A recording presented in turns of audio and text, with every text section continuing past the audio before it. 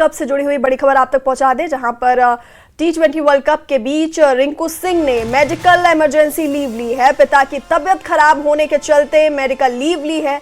रिंकू सिंह के पिता Khanchand 4th stage cancer से पीड़ित हैं। नोएडा के हॉस्पिटल में वेंटिलेटर पर एडमिट हैं रिंकू सिंह के पिता, और इमरजेंसी लीव उन्होंने ली है। T20 वर्ल्ड कप के बीच भारतीय क्रिकेटर रिंकू सिंह के परिवार से एक भावुक खबर सामने आ रही है, जहां पर रिंकू सिंह अपने पिता की खराब सेहत के चलते अचानक टीम का साथ छोड़कर घर वापस लौट आए हैं। उनके पिता खानचंद 4थे स्टेज के कैंसर से लड़ रहे हैं और फिलहाल नोएडा के अस्पताल में वेंटिलेटर पर भर्ती हैं, और इस मुश्किल वक्त में रिंकू सिंह अपने पिता के साथ रहने के लिए मेडिकल छुट्टी पर हैं और उनका अगला मैच खेलना अभी तय नहीं है।